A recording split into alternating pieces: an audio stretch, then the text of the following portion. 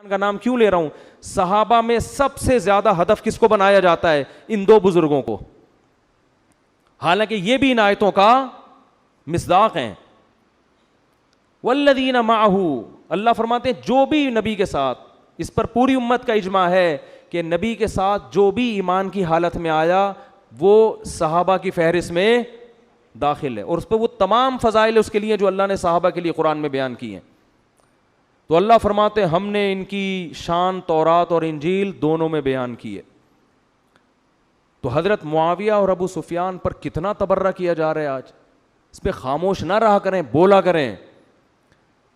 ابھی کچھ دن پہلے ایک پروگرام بہت تماشا بنا ہے اس کا، کہ حضرت حسن نے جب حضرت معاویہ کے ہاتھ پہ سلو کر لی. دیکھو حضرت علی اور حضرت معاویہ کی جو لڑائی تھی وہ ذاتی بغض کی بیس پہ نہیں تھی. اگر وہ ذاتی بغض کی بیس پہ تھی قرآن کی آیت غلط ہو جائے گی. قرآن کہہ رہا ہے رحماء بینہم، یہ آپس میں کیا ہیں؟ بولو نا، رحم دل. جو آپس میں رحم دل ہوتے ہیں ذاتی بغض کی بیس پہ نہیں لڑتے. وہ کسی چیز کو حق سمجھنے میں غلطی ہو سکتی ہے، اس بیس پہ لڑ سکتے ہیں. جنگ جمل اور جنگ صفی میں جو شہید ہوئے ہیں نا دونوں طرف کے لوگ، حضرت علی نے ان میں سے کسی ایک کو بھی منافق یا کافر قرار نہیں دیا. صحیح مستند روایات سے ثابت ہے حضرت علی کی لشکر میں جو شہید ہوئے ان کے جنازے حضرت علی نے پڑھے ہیں. شام کو ایک دوسرے کے جنازے پڑھے جا رہے ہوتے تھے. تو یہ کیسے ممکن ہے کہ یہ منافق تھے یا یہ کافر تھے اور ان کا جنازہ کون پڑھ رہا ہے؟ حضرت علی کی رائے یہ تھی. یہ غلط فہمی کا شکار ہے یہ لوگ.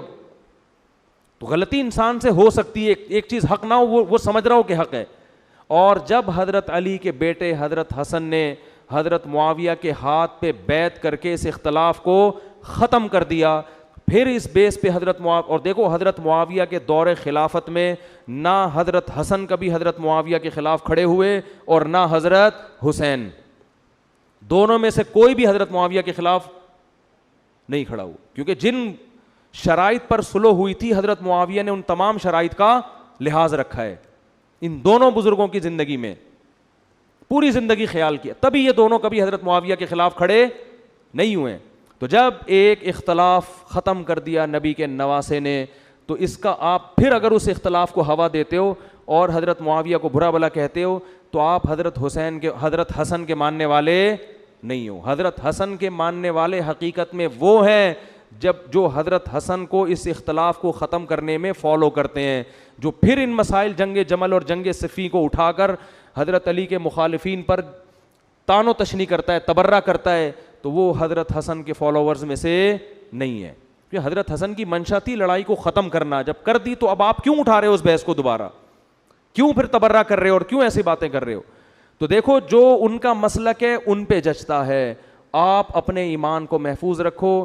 اہل سنت والجماعت کا متفقن علیہ عقیدہ ہے کہ صحابہ میں سے کسی کو بھی برے الفاظ سے یاد کرنا جائز نہیں ہے. آپ اپنے متفقن علیہ عقیدوں کو تحقیقات کی بیس پہ برباد مت کرو، ورنہ اللہ آپ سے علم کا اور عمل کا نور چھین لے گا، آپ سے نمازوں میں خشوع چھین لے گا اللہ تعالیٰ آپ سے.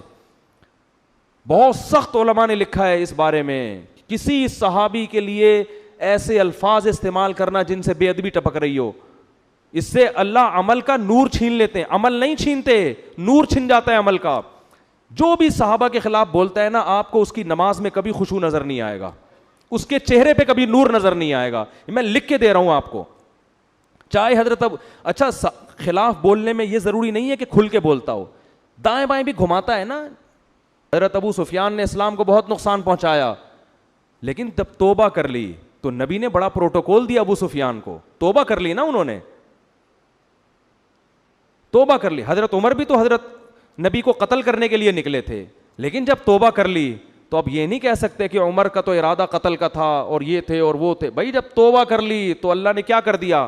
معاف. اور صرف خالی پیلی کی توبہ نہیں کی ہے، حضرت ابو سفیان نے اسلام لانے کے بعد ساری زندگی میدان جنگ میں گزاری ہے کہ جو میں نے اسلام کو نقصان پہنچایا تھا اب میں لڑائی کے میدان میں لڑ کر اس نقصان کی تلافی کروں. اور حضرت معاویہ نے اتنی لڑائیاں کی ہیں، اتنا جہاد کیا، اس امت پر بہت بڑا احسان ہے حضرت معاویہ کا. بہت بڑا احسان ہے. حضرت معاویہ کے دور میں کسی غیر مسلم کی مجال نہیں تھی کہ کسی اسلامی حکومت کی طرف میلی آنکھ اٹھا کے دیکھ سکے وہ, کیونکہ حضرت ابو بکر نے آپ کو کمانڈر بنایا, حضرت عمر نے آپ کو امیر بنایا, تو یہ جانتے تھے آپ کی صلاحیتوں کو. تو ایک اجتہادی خطا ہے, وہ یہ سمجھتے تھے کہ حضرت عثمان کے قاتلوں کا انتقام جب تک نہ لیا جائے اس وقت تک میں علی کی خلافت کو تسلیم نہیں کروں گا. ان کا مقصد حضرت علی سے اختلاف نہیں, حکومت پہ دباؤ ڈال کے مطالبہ منوانا. اس میں حضرت معاویہ سے ہم مانتے ہیں کہ غلطی ہوئی ہے, لیکن یہ غلطی نفسانی خواہش کی بیس پہ نہیں تھی, اس غلطی یہ اجتہادی تھی. امی عائشہ سے بھی یہ اجتہادی غلطی ہوئی, وہ جنگ جمل میں حضرت معاویہ کے ساتھ تھیں, تو حالانکہ اس میں بھی ہم حضرت علی کو ٹھیک کہتے ہیں اور امی عائشہ کو کہتے ہیں کہ آپ سے اجتہادی غلطی, لیکن اس اجتہادی غلطی کی بیس پر امی عائشہ پہ اگر کوئی انگلی اٹھاتا ہے تو اس سے بڑا بدبخت دنیا میں کوئی نہیں. جنگ جمل کو جمل کیوں کہتے ہیں؟ جمل اونٹ پہ امی عائشہ بیٹھی تھی, حضرت علی کے مقابلے میں تھی وہ. تو یہ اختلاف شیطان نے ڈلوا دیے, اور اللہ نے ہمیں بتانا تھا کہ اختلاف میں بھی کیا کرنا ہے تم نے. اور آج جو ہم نے آیتیں پڑھی ہیں اس میں قرآن کیا کہہ رہا ہے؟ وَإِن طَائِفَتَانِ مِنَ الْمُؤْمِنِينَ اقْتَتَلُوا, مسلمانوں کی دو جماعتیں اگر آپس میں لڑ پڑیں تو ان کے درمیان صلح کرواؤ. اس میں اللہ نے بتا دیا کہ ایسا پاسبل ہے, دونوں طرف نیک پرہیزگار مسلمان ہو اور غلط فہمیوں کی بیس پر ان میں کیا ہو جائے, بولو, لڑائی. پھر آگے قرآن کے الفاظ دیکھیں کہ اگر صلح نہ ہو سکے فَإِن بَغَتْ إِحْدَاهُمَا عَلَى الْأُخْرَى, تو پھر دیکھو حکومت کے خلاف کون کھڑا ہوا ہے. جو حکومت کے خلاف کھڑا ہوا ہے حکومت کا ساتھ دے کے تم اس کے خلاف تلوار چلاؤ. فَإِن فَاءَتْ, اگر وہ رجوع کر لے, فَأَصْلِحُوا بَيْنَهُمَا, تو پھر قیامت تک تلوار نہیں چلے گی, پھر دونوں کے درمیان کیا کرا دو, صلح. اور قرآن کہہ رہے ہیں انما المؤمنون اخوۃ, یہ سب مومن آپس میں بھائی ہیں, ان میں صلح کراؤ. تو یہ اللہ دونوں فریقوں کو کیا کہہ رہا ہے؟ مومن ہیں. حضرت علی نے حضرت معاویہ کے خلاف تلوار چلائی, حضرت حسن نے کیا کیے؟ اس آیت پر عمل کیا کہ مومنین آپس میں بھائی ہیں, ان کے درمیان کیا کرو, صلح. تو ان کا خیال یہ تھا کہ اگر میں خلافت کا دعویٰ کروں تو صلح نہیں ہو سکتی, پھر لڑائی ہوگی, خلافت سے دستبردار ہو گئے. تو اگر آپ کی تھنکنگ پازیٹیو ہے تو آپ اس غلطی کی اچھی توجیہ نکال سکتے ہو اور صحابہ کے بارے میں اچھے الفاظ استعمال کرو گے. لیکن اگر آپ کے کھوپڑی میں خناس بھرا ہوا ہے, آپ کو منفی سوچنے کی عادت ہے, تو بھائی آج آپ حضرت معاویہ کو برا کہہ رہے ہو, کوئی بھروسہ نہیں ہے کل آپ باقی صحابہ کو بھی برا بلا کہو گے. پہلے یہ شیعہ لوگوں کا کام سمجھا جاتا تھا کہ وہ تو کرتے ہی ہیں, اب کچھ سنی بھی اس میدان میں کود پڑے ہیں اور صحابہ کے بارے میں غلط الفاظ استعمال کر رہے ہیں. ایک آخری بات کر کے میں اپنے بیان کو ختم کرتا ہوں. حضرت معاویہ اور ابو سفیان کو یہ فضیلت ہے کہ وہ نبی کے سسر اور نبی کے برادر نسبتی ہیں. ابو داؤد کی حدیث, آپ صلی اللہ علیہ وسلم نے فرمایا ان احق الذی اکرم بہ الرجل ابنتہ او اختہ, فرمایا سب سے زیادہ عزت اور احترام کے قابل وہ ہے جس کی بیٹی یا بہن تمہارے نکاح میں ہے. اگر کسی کی بیٹی میرے نکاح میں ہے, کسی کی بہن میرے نکاح میں ہے, تو وہ بھائی میرے لیے اور وہ باپ میرے لیے حدیث کے مطابق بہت زیادہ قابل احترام ہے. تو آپ بتاؤ جس کی بیٹی یا بہن نبی کے نکاح میں ہو وہ اس امت کے لیے قابل احترام کیوں نہیں ہوگا؟ نبی قیامت کے دن کہیں گے نہیں کہ میرے نسب کا, میری رشتہ داری کا کچھ خیال کر لیا ہوتا, میری رشتہ داری کا کچھ خیال کر لیا ہوتا. آپ کہیں گے ہم علی کی محبت میں یہ کر رہے ہیں. علی کی محبت میں جو کام علی نے نہیں کیا وہ آپ کیسے کر رہے ہو؟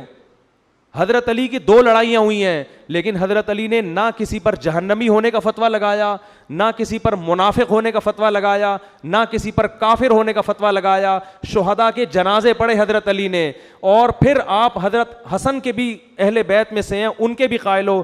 حضرت حسن نے, حضرت علی کے بیٹے نے, نبی کی حدیث کے مطابق کہ نبی نے فرمایا تھا کہ میرا بیٹا 2 مسلمان گروہوں میں صلح کروائے گا, تو حضرت حسن نے 2 مسلمان گروہوں میں صلح کروا کے اس لڑائی کو ہمیشہ کے لیے ختم کر دیا. تو اب آپ اس کو ہوا کیوں دے رہے ہو؟ آپ کس بیس پر آپ اس کو میڈیا کی زینت بنا کے صحابہ پہ تبرہ کر رہے ہو؟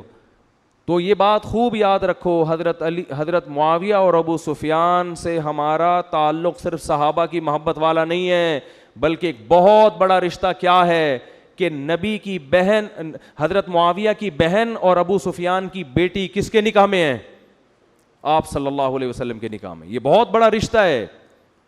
تو کل قیامت کے دن اگر آپ نے حضرت معاویہ ابو سفیان کو برا کہا تو کل قیامت کے دن نبی اپنی اس حدیث کا حوالہ دے سکتے ہیں کہ تم پر تو اپنے سسر اور اپنے برادر نسبتی کا اکرام. کوئی آپ کا سالہ گھر میں آتا ہے, چائے کا پوچھتے ہو کہ نہیں پوچھتے؟ نہیں پوچھتے تو غیر خاندانی ہوگے نا. تو اللہ کے نبی کہیں گے نہیں کہ سب سے زیادہ خیال تمہیں کس کی رشتہ داری کا کرنا تھا؟ میرے رشتے کا کرنا تھا. تو میں آخر میں اپنی بات دوبارہ بیان کر کے بس ختم کرتا ہوں. جو شخص بھی کسی صحابی کے بارے میں بے ادبی کے الفاظ استعمال کرے گا نا, دنیا میں سب سے پہلا عذاب اس پر کیا آئے گا؟ اس کے چہرے کی رونق اور نور اللہ اس سے چھین لیں گے. عبادت نہیں چھینیں گے, عبادت میں روحانیت ختم. نماز کے درمیان بھی اس کو الٹے منفی خیالات ہی آئیں گے, اور وہ کیڑے نکالنے کا کام پھر ایسا کرے گا کہ ساری زندگی کیڑوں کے علاوہ اس کو کسی کے پاس کچھ نظر نہیں آئے گا. تو مثبت سوچ رکھو, پازیٹیو سوچ رکھو. اللہ تعالی ہم سب کو